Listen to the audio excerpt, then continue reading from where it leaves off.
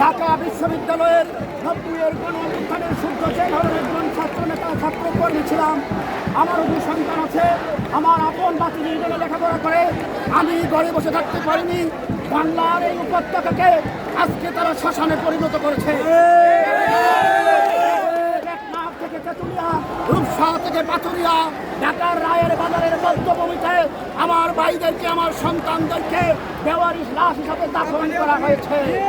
তাই বলতে চাই যে যেখানে আছেন বেরিয়ে আসুন। বন্ধু তোমার ছাড়ো ভয়, নিঃসংক করচিত্ত, বাংলার মাটি ছাত্রদের গাটি দেখে দুর্বৃত্ত। আমরা এই ছাত্রদের পক্ষে আছি, ছিলাম এবং থাকবো। আমাদের ভয় নেই।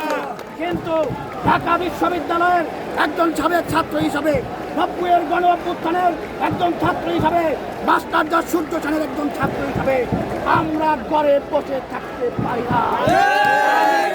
যারা এখনো ঘরে বসে আছেন, আইনজীবী, বুদ্ধিজীবী, শিক্ষক, কৃষক, মেহনতি মানুষ, শ্রমিক, সংস্কৃতিমনা ছাত্র ভাই ও বোনেরা, আমার ছেলে মেয়ের তুল্য সন্তানেরা, বেরিয়ে আসুন। দেখুন ঐতিহাসিক শহীদ মিনারে লাখো জনতা আজকে প্রায় 2 সপ্তাহ ধরে আন্দোলন করছে। লাশের উপর দিয়ে শেখ হাসিনা মিথ্যা কথা বলছে। এই ভারতের সেনাবাহিনী এই গৃহপালিত জন্তুকে বাংলাদেশ থেকে সরাতে হবে। তাহলে আমাদের সামনে একটাই পথ, হয় আপনারা বাঁচবেন, না হয় শেখ হাসিনা ক্ষমতায় থাকবে। সবাইকে ধন্যবাদ। দেখা হবে রাজপথে, কথা হবে মিছিলে, বিজয়ের পথে যাত্রা শুরু।